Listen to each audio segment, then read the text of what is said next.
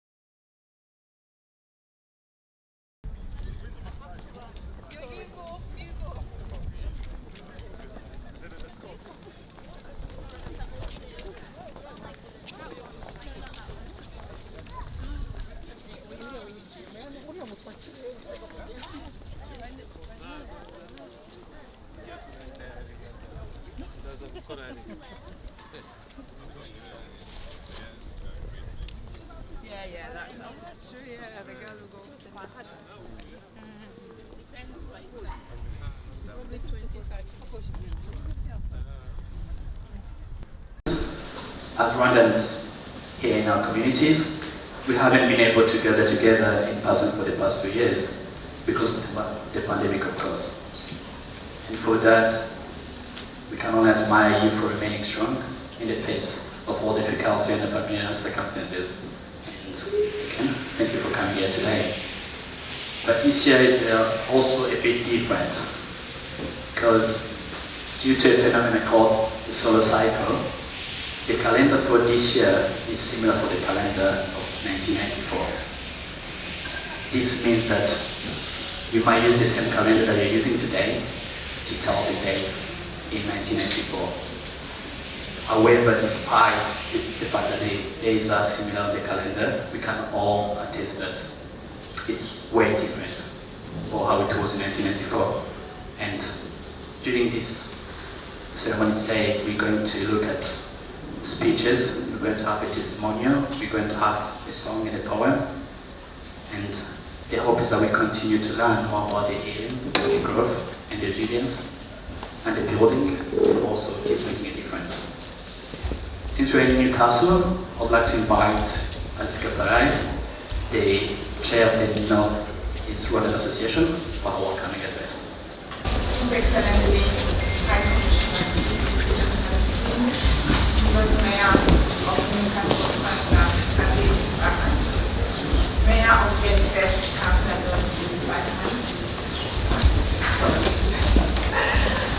Deputy Vice Chancellor of Newcastle University, Professor Julie Campbell, distinguished guests, fellow Rwandans and the friend of Rwanda, good afternoon. On behalf of the Northeast Rwandan Association, it's a great honor to welcome you to this important day dedicated to honor the memory of those died and to support to those who survived the 1994 genocide against the Tutsi. I thank each one of you for joining us today, and special thanks to Newcastle University students and staff who help us to make this 28th commemoration of the genocide against the Tutsi successful. This act of remembrance is the perfect moment to show everyone what happened and allow us to take actions to prevent this from happening again. We lost over 1 million innocent people, and many of the survivors are still fighting against the effect of what happened 28 years ago. Sadly, some people have the audacity to deny the 1994 genocide against the Jews. Even worse, they are given the platform to speak, but they use it to hurt the survivors. Recently, for example, a survivor was attacked on Twitter. Someone commented on a photo she put on a Twitter, and he said, "You did it to yourself. You just can't remember. Maybe you were drunk." I didn't get a chance to put the photo. This is the only one from the many examples showing how genocide deniers continue to hurt survivors. Your presence here is one of the ways to fight them in action. Thank you for being here. We all say, write, or sing, and pray, genocide never again. What do you think? This is sure that what happened never happened again. Listen to this speech, testimony, and you will tell me later. Commissioner, Lord Mayor of Newcastle, Mayor of Gateshead, esteemed guests and friends, it's my great honour to welcome you to Newcastle University this afternoon for this commemoration ceremony. As a university, Newcastle is very proud to be a university of sanctuary, which means we are and globally. And there are many more important and more significant voices than mine to hear this afternoon. that in commemorating the 1994 genocide against the generations, that can feel very difficult to hold to as a belief when we see what is unfurling in our news feeds around the world, even today. But the lights we hold in our heads, in our hands, in our hearts provide a guide, and they will keep us all moving forward. So in the words of the novelist Scholastica, finding a growing voice in the mainstream media and, sadly, in academic institutions. And I feel compelled to mention the recent case of the rector of the University of Edinburgh, Deborah Kayembe, who recently promoted denialist narratives on Twitter by accusing the current president of Rwanda of orchestrating the genocide against the Tutsi. Kayembe has not offered a formal apology or retracted her false statements, and the university has so far done little more than issue a public statement distancing themselves from her personal views. This unchecked distortion of history causes deep harm to genocide survivors and is particularly painful during this commemoration period. As Gregory Stanton of Genocide Watch reminds us, denial is the final stage of genocide.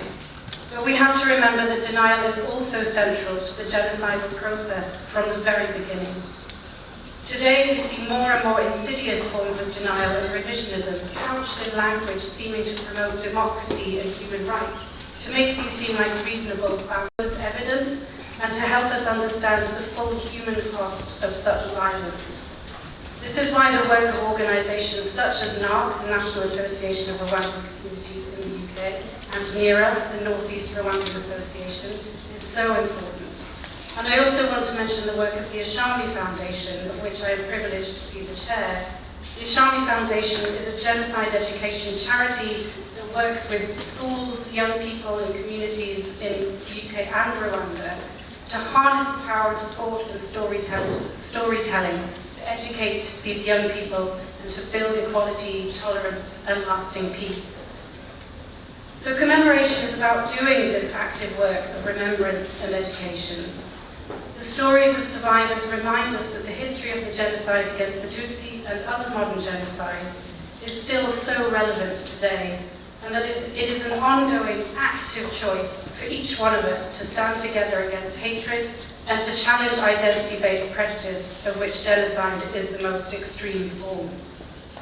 But one thing that strikes me time and time again in my work with survivors of the 1994 genocide against the Tutsi is their incredible capacity for humanity and for unfailingly upholding the human values of empathy, compassion and respect. These are people whose lives were shattered by the genocide, but who have spent the last 28 years rebuilding their lives, their communities, starting families, getting an education and devoting their lives to helping others. So we, all of us gathered here today, are witnesses who have a shared responsibility to remember, to educate, and to share the lessons from genocide survivors and work to prevent future violence and hatred. Murakoze. Mata. That is April in Kinyarwanda. Milk in Kinyarwanda. Mata. Where I see sadness and grown-ups, frown lines on the walls, and even tears in the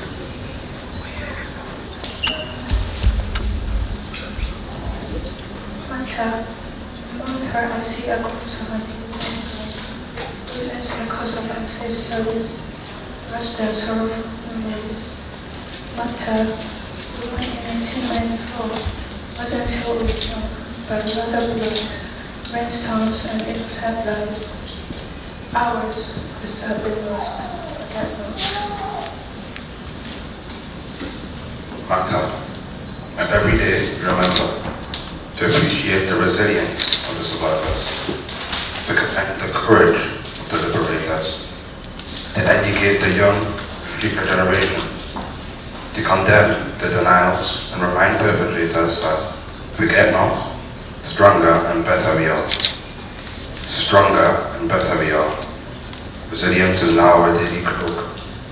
As the clock goes by, the fight continues. This poem is composed by Ivan Nakatai. To all of you that organised this support event, honoured to be part of this incredible institution. I'm so thankful for Newcastle University for hosting this event. I've got a couple of slides you will help me with, but it's an honour to be here with you all to represent the Bosnian community as we mark the 28th anniversary of the Jenoside Yakorewe Abatutsi. Although I've had the honour of listening to survivor testimonies firsthand and I've learned so much, I'm still ashamed to admit that I still have a lot to learn. So when it came to writing this speech, I struggled initially as to what to focus on. But today I want to use my time to talk about peace. We often talk about war, we often talk about acts of violence, and I think these things are easier to define. But what is peace and what is an act of peace? The world failed Rwanda, but today we send a message that we will not forget those victims. The civilized world watched on as innocent people were hunted, tortured, killed, raped. Civilized world, is there a more paradoxical word than that at the moment, especially? I think we are the only species that kill others out of hate because we think they're less than us. At nearly the exact time of the genocide against the Tutsi in Rwanda, the civilized world watched the same pattern of violence happen here in Europe, in my country of Bosnia. In 3.5 years of destruction, more than 100,000 people were killed. More than 2 million people displaced or became refugees. More than 60,000 young women and girls were raped. At the end of the war, there was more than 35,000 missing persons in Bosnia. Now, nearly 30 years on, there are still more than 7,000 missing persons in Bosnia.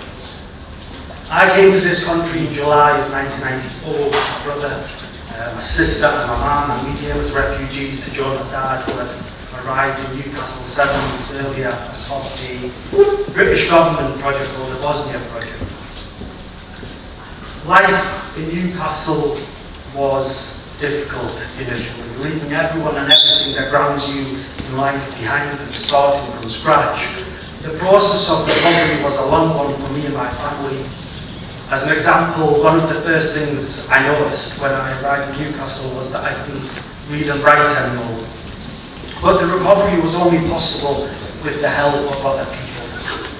After everything that we experienced in Bosnia, what we wanted more than anything was recognition. We wanted people to see us as human beings, to see that we had history, that we had dreams, that we had relationships, and that we had hopes for the future. I can honestly say we met some of the most compassionate and most amazing people here in the Northeast. We had people campaigning to bring us here. I have letters from March and April 1994 from MP of Newcastle at the time, Jim Cousins, where he described my family as his constituents, while writing to several institutions and governments and trying to locate us and bring us here to Newcastle. In April of 1994, we were still in Bosnia, living under siege in Mostar, starving, bombed daily. I didn't even know where Newcastle was at the time, and there was someone here describing me as his constituent. For me, this is peace. This is an act of peace. When we arrived, we had volunteers that took us on the trips. We had amazing teachers that helped us learn English, helped us with our homework and make career choices. Of course, our parents couldn't help us with any of that. Next to our refugee centre in Newcastle lived an elderly couple, Christina and John, and they opened their home up for us and held dinner parties. So many incredible acts of peace and recognition like this, but one day in particular stands out for me. I was 9 when I arrived in Newcastle, so I started school in year 5 without knowing a word of English. My teacher was amazing. Her name was Claire, or Miss Webster, as we used to call her, obviously. But I couldn't understand a word she was saying. She had this thing where at the end of each day, we'd all sit around her, she'd grab her guitar, and we'd all sing this song. As I said, I couldn't understand what they were singing. But I could see she would sing one part of the song, then she would point to someone, and then the next part of the song would be sang with that person's name in it, and they would get to go home first. Naturally, everyone would be loving this, but I hated it. It annoyed me because I couldn't understand what they were singing. But if I'm honest, I hated the fact that they were all so happy. I was having terrible nightmares at the time. I missed my family, Bosnia. I was depressed. I wanted to run away. I had these fantasies of running back to Bosnia. I eventually started having separate English lessons. I remember writing this little autobiography, I think it was in October of 1994.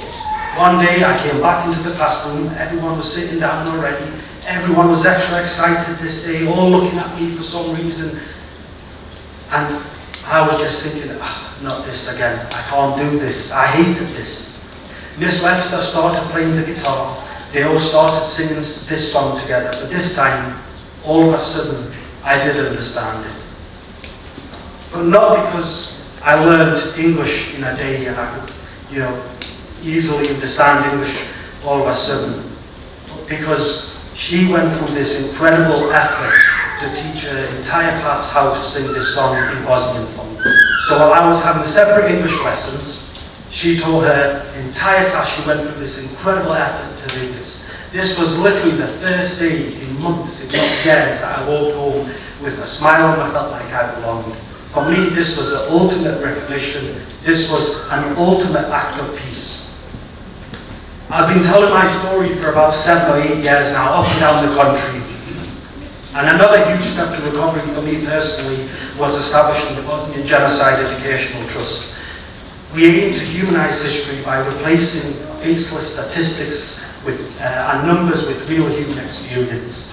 One of the best ways to engage with history is to listen to those that have witnessed it and experienced it firsthand. The experience of Bosnia and Rwanda shows that we must challenge all forms of hatred, prejudice and discrimination wherever we encounter it. We all have a part to play. For me, peace is more than the absence of war. Rather, it is the actions taken to prevent war. It is created through hard work and strong actions. Remembering is important to paying respect to the past, but only taking action will we create a better future for us all. As the Holocaust and the genocide against the Tutsi in Rwanda and the Bosnian genocide move further into history, those of us who are still alive inherit the stories of those who are not. It is our job not just to remember those who were lost, but to use their story to make us better people, to make it part of our own story. Because the places, individuals and settings of the stories about peace and conflict may vary, but whether they come from Srebrenica or Auschwitz or Sarajevo or Kigali from the 1940s or 90s, the lessons remain the same. So what I am asking all of you here today is to take the stories that you have heard and you will hear today and to use them to inspire you to work towards peace, to bring people together, to lift them up, and to make them an integral part of the story that will one day be told about you. Thank you. I'd like to say that this is very hard. It is right that it is hard, and it is, we are able to come here today. And I want to particularly say thank you to the North East Rwandan Association and to Rwandan communities across the UK for bringing us together today to commemorate 28 years since the genocide of the Tutsis, against the Tutsis, during which more than 1 million Rwandans were killed. I spoke previously at an event that was at the commemoration that was at Newcastle University, and I think during COVID and we haven't been able to get together to mark this really important event, and I think we're never again there, we can't make that a reality unless we understand what the reality of that the experience of survivors was. And I want to say, particularly to Philomena, that it was very difficult listening to your testimony, but nowhere near, I think, as difficult as giving it.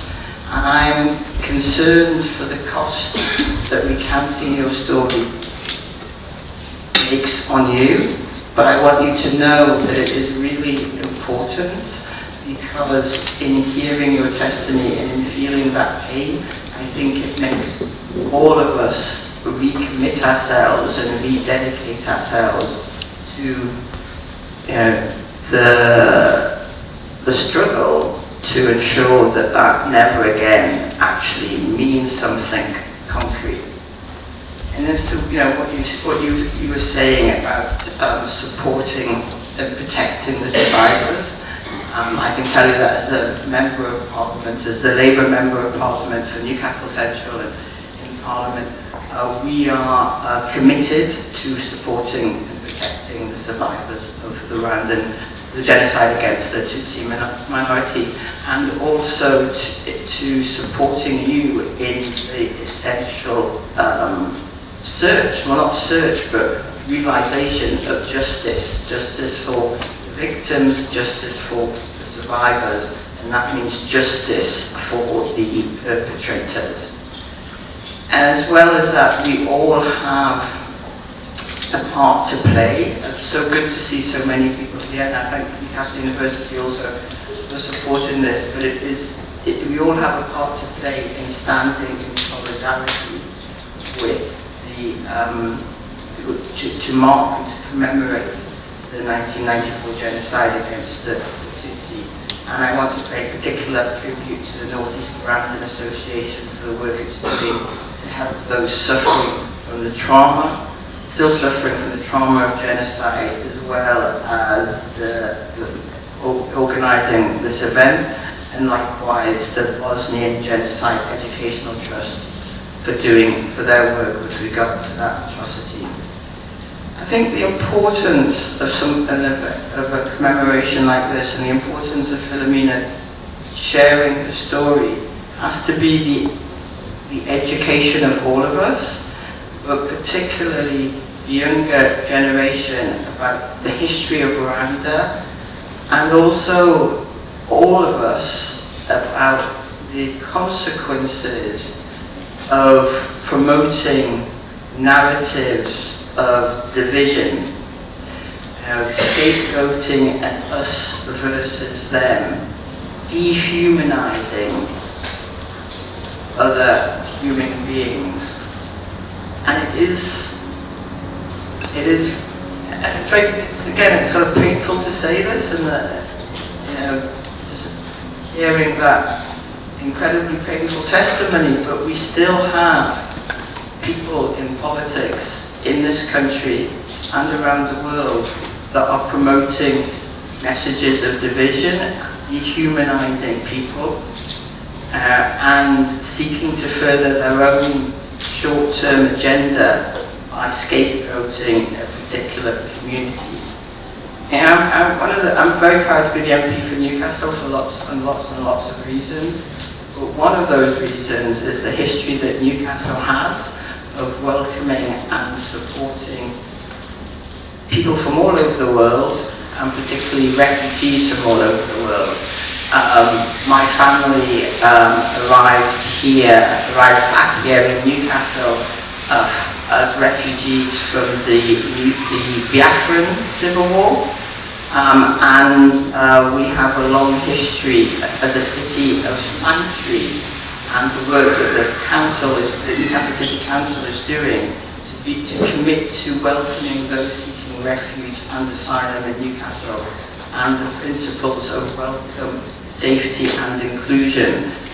We see also today in the Ukrainian conflict, which is generating so many refugees, it highlights the way in which nationally our system, there's so much generosity in Newcastle and across the country, but our system, we're welcoming and supporting those fleeing persecution and war is not working. And I think that is also one of the things that as a party, the Labour Party, and as a city, we have to be dedicated to changing. We have to challenge the hostility and the discrimination, which is too much of a part of our political system, and we have to challenge particularly those seeking to use other people's pain and suffering to divide our people, our country, and to put in place policies which are those of aggression to those who have suffered rather than welcoming. So I'm really pleased to be able to say that as a city, Newcastle supports refugees and also supports protecting the victims of genocide, and particularly the victims of the genocide against the Tutsi minority in Rwanda. I think, we live in a world where there is, continual news, and if the stories in the headlines for more than, a day, people become tired of it and it passes on.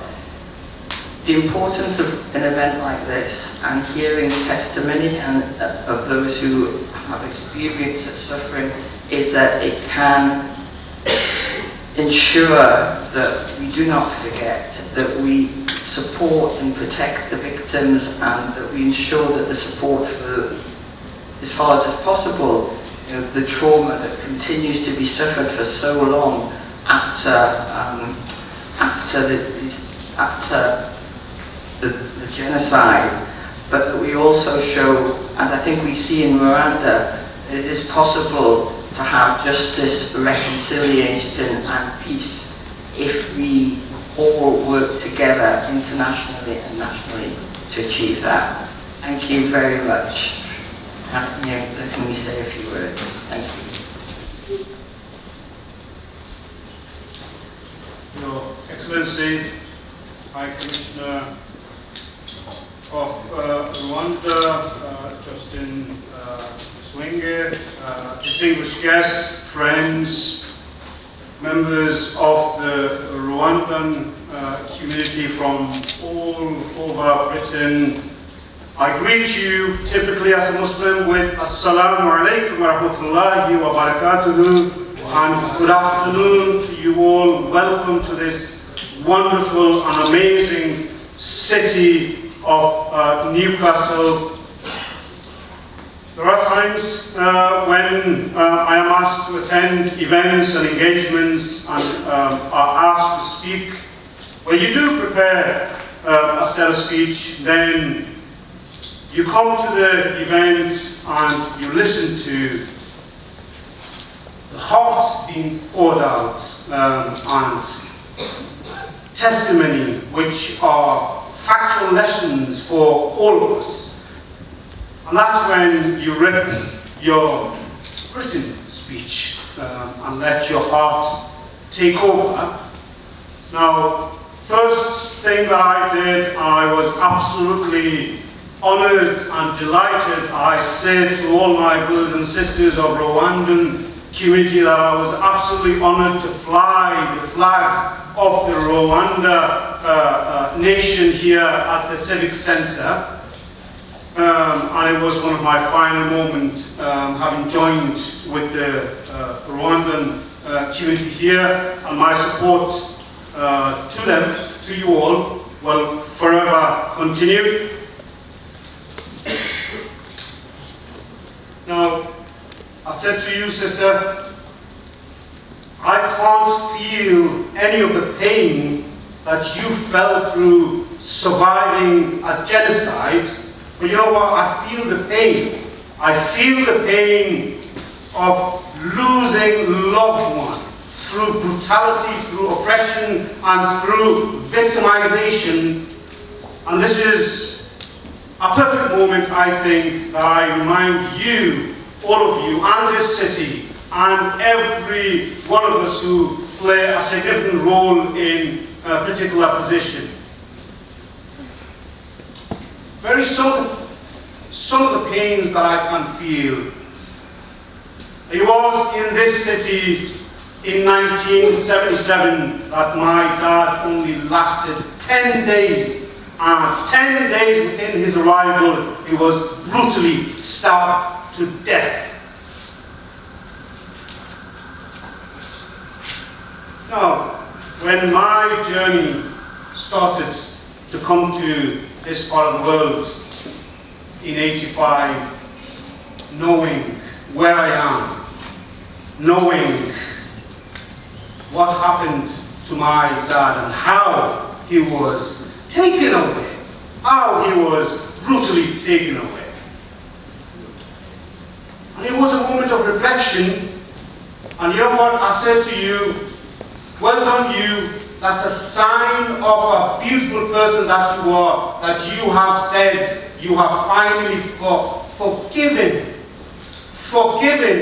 But I said to you,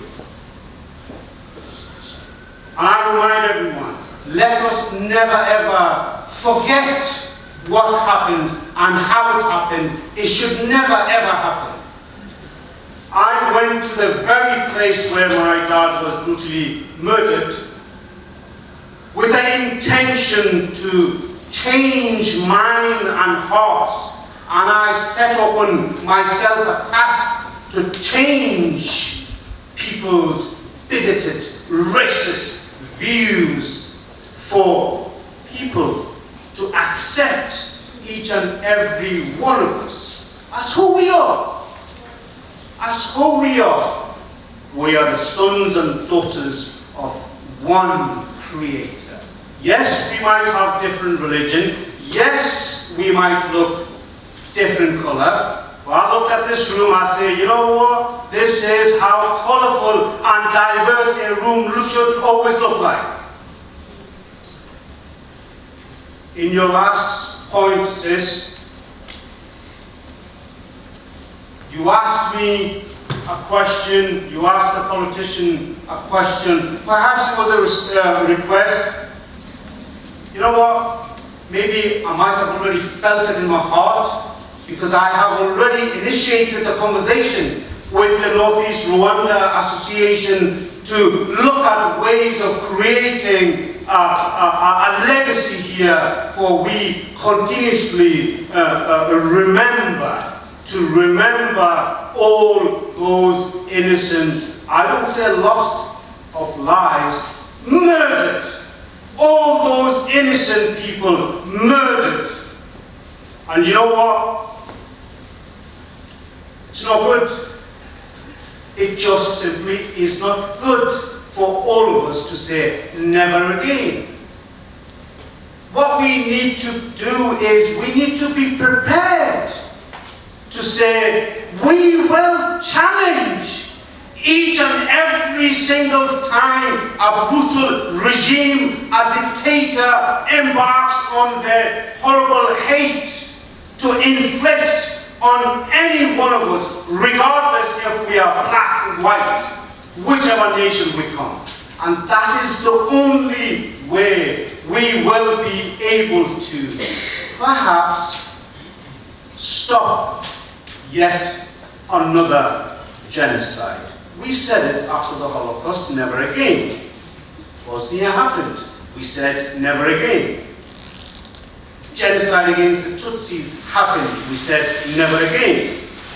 Genocide against the Rohingya happens. We said never again. You know what? What is happening in Ukraine is no short to leading to potentially yet another genocide. Are we just going to say never again? No, that is not my attitude. I'm ready to fight. I'm ready to battle. And I'm ready to stand against every oppressive regimes. And fellow Rwandan community, whether you're here in the Northeast or far away in my beautiful city, Liverpool, I am here with you all to make sure that we never forget what happened in Rwanda, the genocide against the Tutsis. I finish with reaching out and sharing as a fasting man.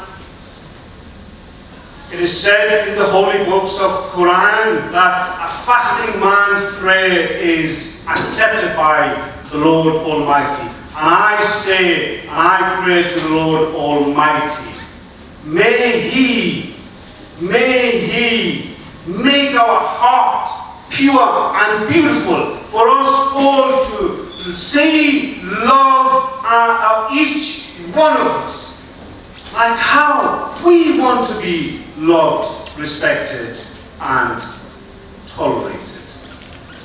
I am proud to welcome each and every one of you to my amazing city, a city of sanctuary that welcomes people of all walks of life, and a city that will always stand up against every oppressor. Thank you very much. I look forward to speaking to some of you in China. As Lord Mayor of Newcastle, Lord Mayor of Jenoside, Deputy Vice Chancellor, distinguished guests, fellow Rwandans, friends of Rwanda. Kanangire mbasuhuza mu Kinyarwanda. Muraho. Please allow me to continue sometimes I'll be switching from English to our mother tongue, which is Kinyarwanda. It's an important moment, starting with us Rwandans. And there is a popular terminology saying lived experience. I would say this is the important moment for those with lived experience. Nasabaga yuko nakomeza baganiriza mu Kinyarwanda kubera cyane uyu munsi ni umunsi wacu Abanyarwanda, amateka yacu Abanyarwanda. Niyo mpamvu nagira ngo icyo baganiriza mu Kinyarwanda.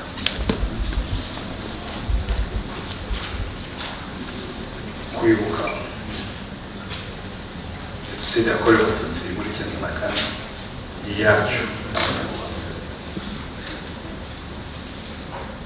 Kwibuka twiyubaka nitwe twiyubaka.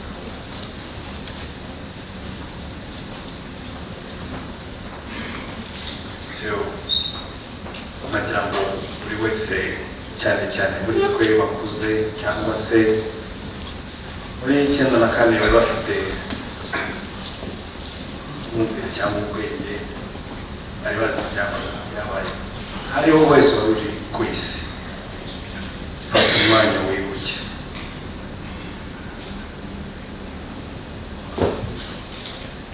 I'm just taking everyone back to the step.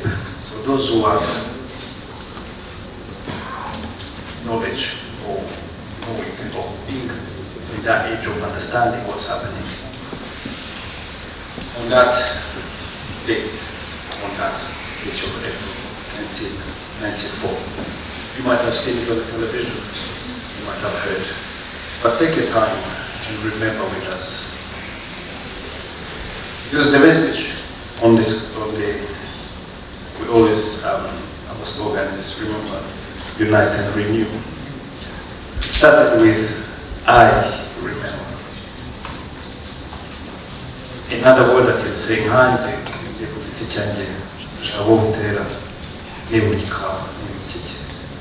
what are you remembering? I.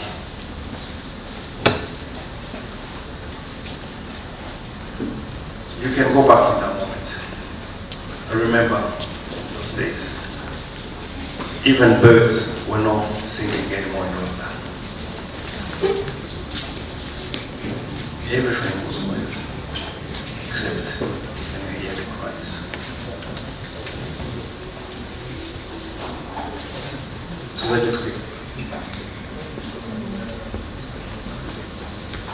As the Lord may say it very well, we don't forget. We always remember. You move from I remember, you come to the we as a community. As a community, we remember together. That's the purpose of this. We remember. But the remembrance as just one that the community goes beyond, goes to that humanity. as a human, requesting for each individual to remember.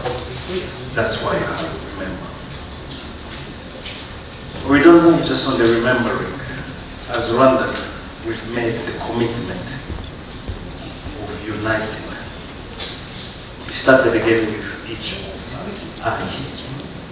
I made the commitment of uniting, to unite. Those living and separating and discrimination and seeing another person not as a human being, I decided not to go in that. I decided to be you. We, as Rwanda community, are united. And that's what we are requesting for the humanity to unite. And the most important is that with the journey of each of us, we choose to renew the flame of hope.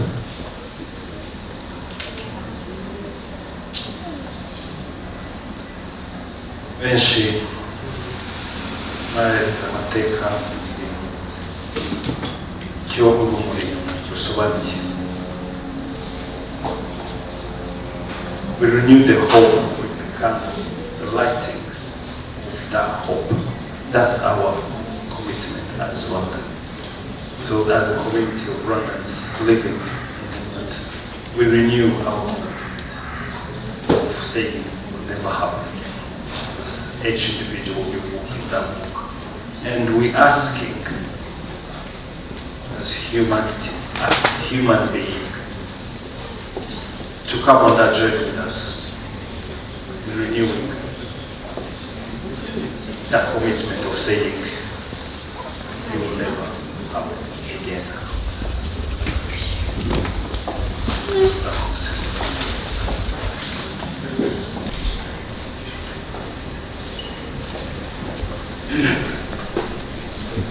Good afternoon, everybody.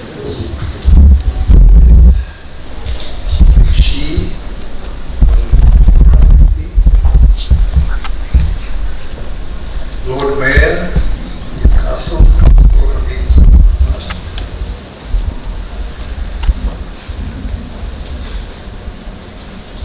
members, administration, leadership of Newcastle University, with distinguished guests, fellow Rwandans, friends, ladies and gentlemen, all protocols observed. I want to start by thanking the non visited on duty before. I never lived in the United Kingdom. I'm also new to diplomacy. This is my first diplomatic posting. So I'm new in many things. And I say that so that you forgive me for anything. Help us to educate the wider audience and remind us of why we must renew our commitment each year.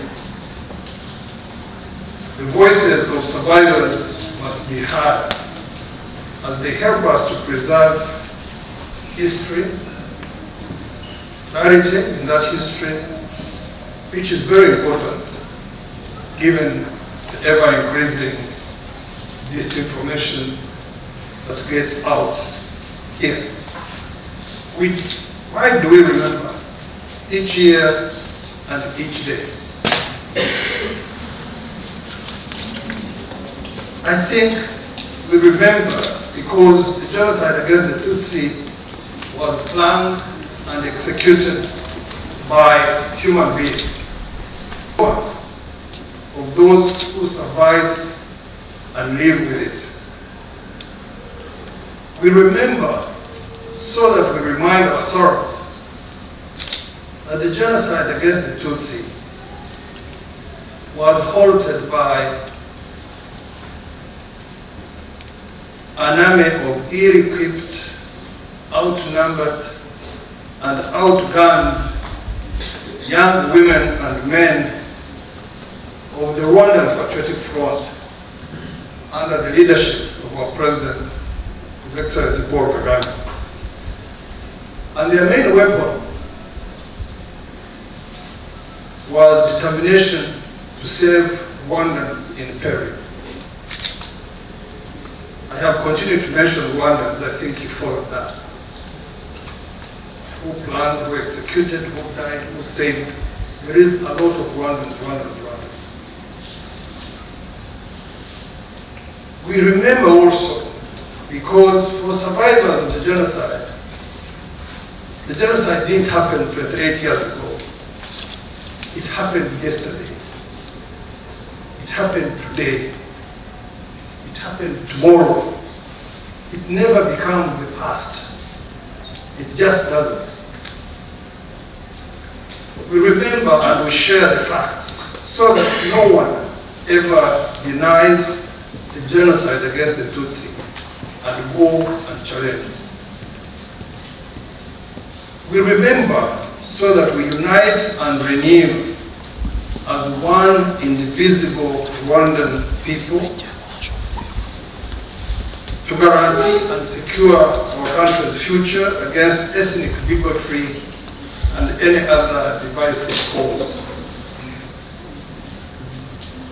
The genocide against the Tutsi was a government-sponsored, supported undertaking.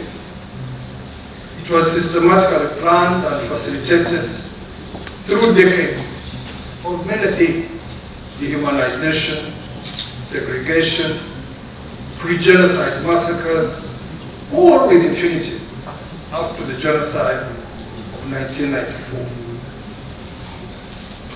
What do I mean by all that past? Let me give you some reminders, lest we forget. Brigadier Kayibanda was the president. He said that Hutus and Tutsis, he said so many things, but I just keep telling you a few of them. He said that Hutus, that was the president.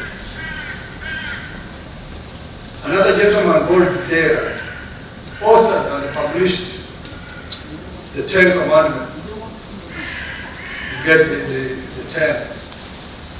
And he called them 10 Commandments of the Hutu. They were targeting, demonizing, and dehumanizing Tutsi. Ethnic separatism, and implemented it in ensuing stages of dehumanization.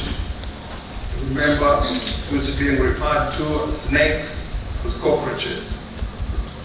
Polarization and division, where Tutsi were identified again and targeted as a common enemy and were excluded from education and from other public life. In the lead up to 1994, lists of Tutsi families and individuals to be killed were drawn, messages of hatred were spread over the radio, militias were organized, and quantities of weapons were imported and distributed. These are the facts about one. They are not my personal opinions. They are facts of common knowledge.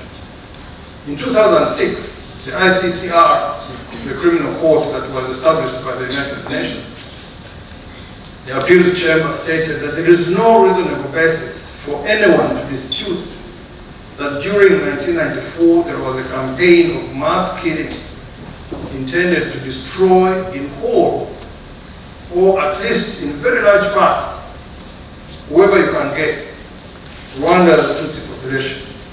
The court described it as a fact, as any other, a fact of common knowledge. We as Rwandans have a duty to share this history with each other, with the next generation, and with the international community, with all our friends everywhere, with all people who want to know what happened in Rwanda, so that never again becomes real, becomes reality. We cannot be complacent in this duty, and we must instill this sense of duty in this generation, in the next generation, and the next generation should instill it in the next, because we still face threats, and I think we will still face threats going forward. One such threat is genocide denial. We witness it in our daily lives. Some of it is brazen and simple to understand, and some of it is implied and convoluted and even defended.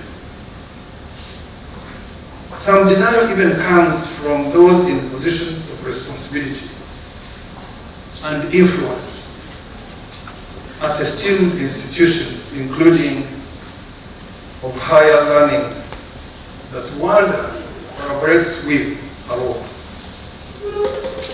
Recently, we took issues with one Miss Kayembe at the University of Edinburgh. We will be watching with keen interest how the University of Edinburgh will resolve the blatant denialist statements of their rector, Ms. Kayembe. We must be able to identify denial and challenge it with facts. The sort of disinformation spread by deniers might be veiled, such as questioning the stages before the genocide, questioning whether it was planned or it was a spontaneous outbreak of citizen anger and violence, claiming there was a second genocide, misrepresenting the numbers of victims, refusing to call the genocide what it is. It was a genocide against the Tutsi. Deniers of the genocide against the Tutsi are mainly ethnic ideologues who remain committed to divisionism and hatred, and those who facilitate them for nefarious reasons. They are often the perpetrators and their associates who fled Rwanda and found impunity and comfort abroad. The biggest mistake this generation can make is to ignore genocide denial or ascribe it softer names in order to conveniently ignore or coexist quietly with it. As humanity, we collectively failed to ensure never again became reality after 1945. Not enough was done to identify, condemn, and repress the clear signs and evidence of preparation of the genocides that happened after. Genocide does not begin with killings. It begins with words. It begins with speeches. It begins with division. Today, we have lessons. We understand better. We have more scholarship on the subject than ever before. And we have more communication capabilities than ever before to educate our communities. And yet, genocide denial and genocide ideology still manage to find a surface, a platform, and in some instances under the blanket cover of free speech or fighting for human rights or claiming to be critics of the government of the world. A reminder here also, lest we forget, we all know, I hope, of the terrorist militia called National Liberation Forces, NLF or FLN. I think you all have heard about it. Abanyarwanda Nyangamurayi. You've heard about it. This group launched terror attacks end of 2018, beginning of 2019 in southwestern Rwanda, killed and maimed people, and terrorized the whole place and shattered many families. We also all remember a leader of that militia. Also, a person Hollywood told us is a hero of a movie, Paul Rusesabagina. You remember he told the VOA, the Voice of America, in one of his very many interviews, that his militia would fight on until they secured the rights of native Rwandans. Did you ever hear about that interview? This statement has not been subjected to a lot of scrutiny, but I want us to reflect very deeply on it today and reflect on it tomorrow and keep reflecting on it, whether it comes from this gentleman or it comes from anybody else. What exactly did he mean by the rights of native Rwandans? Who are the native Rwandans? Who are not the native Rwandans? And what are the similarities between, or differences between that statement of his and the statements of Kayibanda and of Mugesera that I just read a few moments ago? I want to leave it to you as food for thought. I brought it to remind ourselves that the genocide we are commemorating today started with divisive words, with divisive speech, with divisive interviews. There was a lot of media. Remember what the media did. It whipped ordinary citizens to see other citizens that share the same country as the enemy, the invader, the dangerous outsider to get rid of. So I want to ask you this question. Someone today who tells the Voice of America that they are fighting for the rights of native Rwandans. Who are those? Or who are those not? Who of us is native? Who of us is not native? For Kayibanda, it was 2 planets. For Mugesera, it was Nyabarongo and Abyssinia. For Rusesabagina, it's native Rwandans. Who are they?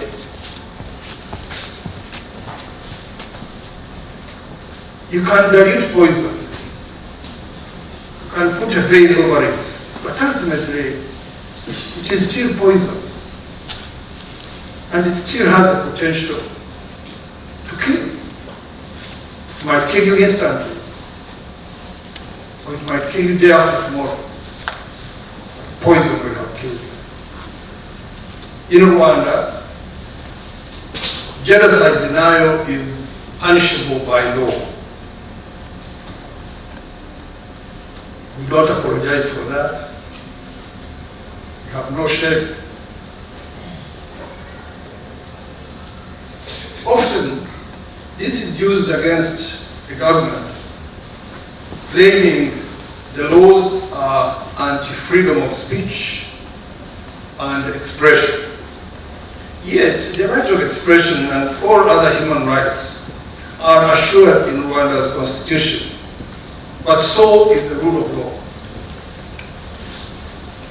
Those who propagate genocide denial or genocide ideology will rightfully face justice. Those who think the government will get tired, the investigators will get tired, the courts will get tired, no, they won't. They will not get tired. It is those who do denial, those who trade in genocide ideology, who will get tired. We have seen countries like Italy, France, and Belgium have enacted laws to punish genocide denial, have also enacted laws to punish denial of genocide against the Tutsi. We will work with the other countries in the European continent, we work with this country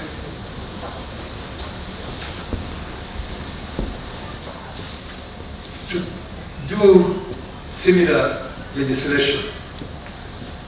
We work and support all partners willing to tackle genocide denial through the law, through practice, through mobilization, through institutions, through education and teaching.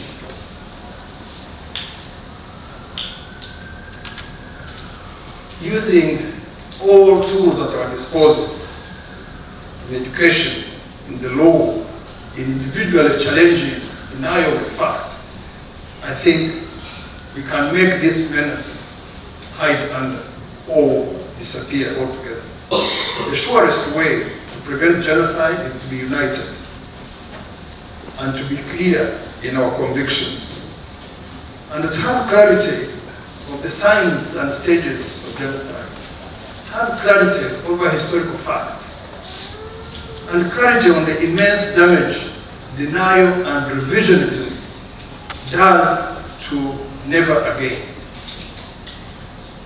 The only panacea to never again is fighting denial daily. Deniers rely on ethnic extremism and division. That's their tool. Without this, there will be no more. So those of us who together are fighting denial, we know how to do it. Let's fight ethnic extremism. Let's fight ethnic division. Denial will disappear.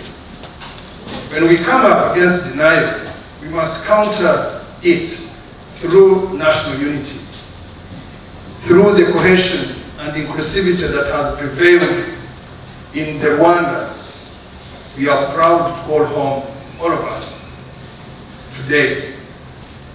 We are proud to see each other, not as native and non-native. We are proud to see each other, not from different planets. We are proud to see each other, not going home through Nyabarongo River. We are proud to see it as home. Those who are not proud to see it as home certainly cannot win. Over the last 28 years, Rwanda's development journey has been remarkable. Today, Rwanda is safe, secure, and prospering. In fact, pre-pandemic, we were achieving 8%, around 8% GDP growth annually. Millions of people have been elevated out of poverty. The nation is metamorphosing into a knowledge-based economy, a regional service hub, and a center for innovation and technology. And our development, crucially, has been inclusive, has been people-oriented, has focused on building better lives for all citizens and ensuring equal rights and equal opportunity for all Rwandans, regardless of age, regardless of gender, regardless and never, because never regarding at all ethnicity. Ladies and gentlemen, the final point I will make today is on the critical need for justice to be served. And it was raised by Philomene, it was raised by the Lord Mayor, I think, it was raised, I think, I picked it up from the comments. Speaker. to permit genocide fugitives asylum, or even citizenship, or some kind of residence, and to let this fact lead to the delay or denial of justice, it can only embolden the genocide ideologues and their generation of successors. It has no other benefit apart from emboldening genocide ideologues and their successors. And everybody has something to gain from that. Those who find impunity overseas, abroad, dig in and seek platforms to deny the genocide and to spread the genocide ideology. They might have 24 hours of doing things to survive, but I'm sure half of those hours is denying the genocide because they tell everybody they didn't do it. Yet, they don't want us to bring evidence in court. All that needs to be done is the suspected perpetrators who remain free to have their day in court, be put to their defense, and let justice prevail. We are working to ensure that the 5 genocide suspects here in the UK have their day in court.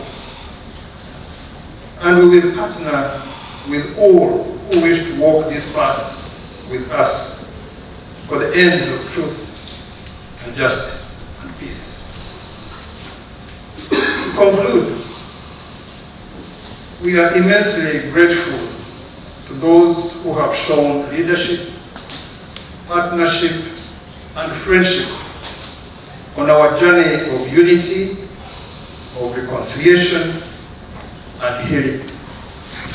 It hasn't been easy. It hasn't been soft. The trade-offs were high, but always our hopes and dreams have always been stronger than our fears. We have not allowed fear to bog us down. We now have a united country that is inclusive as a society, that we are proud of, that we are secure in, and that we defend using all peaceful means at our disposal. We remain vigilant to the threats we face, and Rwanda and Rwandans will continue to partner globally for justice and truth to prevail over impunity, denial, and hate. As Rwandans, we are now firmly united on a foundation of ideological clarity. Nobody again will come to Rwanda to educate us about how different we are, who needs to go home through a river, who came from one planet, who is native and who is not. I think nobody will be able to succeed. Nobody will succeed in doing that. I believe that even outside of Rwanda, in communities like this, let's wage this peace. Let's wage this truth. Let's wage these facts. The war the Lord Mayor was talking about is willing to battle. I don't think it is a war with rocket-propelled grenades and tankers and so on. I think it is a war with truth. It is a war with facts. It is a war against lies. It is a war against ethnic division. It is a war against dividing up people on the basis of color, on the basis of religion. on the basis of anything.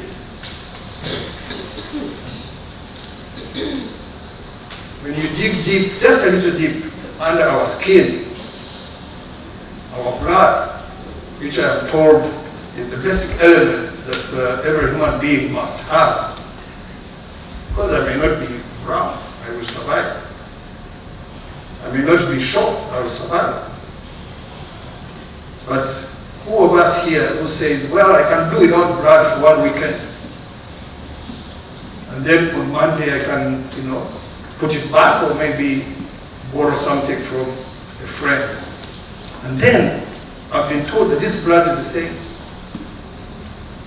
It's red, and all the blood groups are the same. If you are O in Kigali and you are O here, you are both O. You donate to each other, or you donate to everybody. I'm told O donates to everybody. So our blood is one blood. Why don't we pick a similarity there? Why don't we pick our humanity there? Why don't we accept that we are one because of that element alone? There are other elements which unite us, much more than the elements which differentiate us. We are now firmly united on the foundation of ideological clarity. We should not and cannot and will not be divided.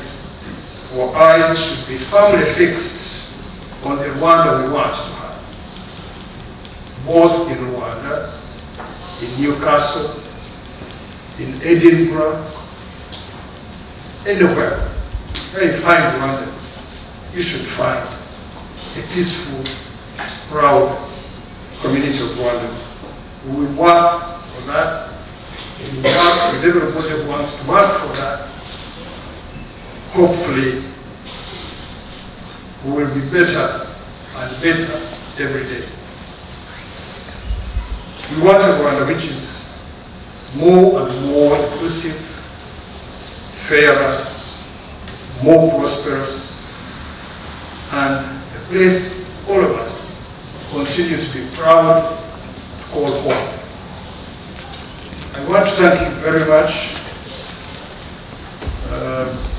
We were given some bit of homework. I took note of it. We will be reaching out and, figuring out how to support